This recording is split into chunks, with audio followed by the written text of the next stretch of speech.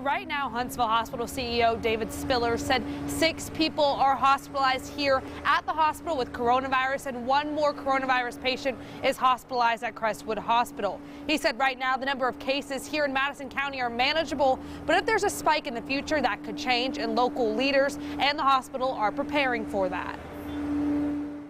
When does it end? You know, and I think that's what our community struggles with right now. Madison Mayor Paul Finley asked the question no one can definitively answer. It's why Huntsville Hospital CEO David Spiller said the hospital's already preparing. I think we'll be much better prepared for a variety of reasons.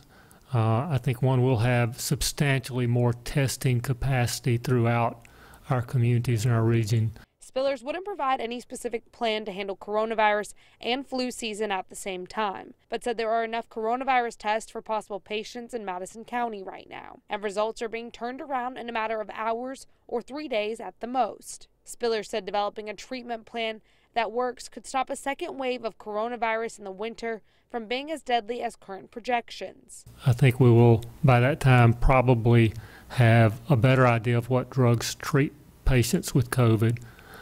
Keep in mind, if we can't stop COVID, but if we could treat COVID, it'd be a whole different issue when people are hospitalized. So hopefully we'll have drugs by then.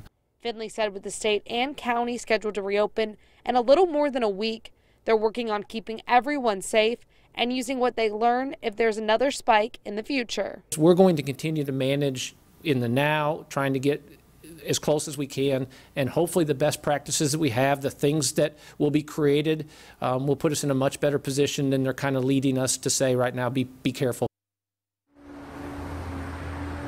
Spiller said right now developing an antibody test or a rapid test is what's key to keeping this manageable in the future and having enough tests to test even more people or even everyone. But right now, those tests are expected to be ready at the earliest in about a month, but it could be much longer. Live in Huntsville, Sydney Martin, Way 31 News.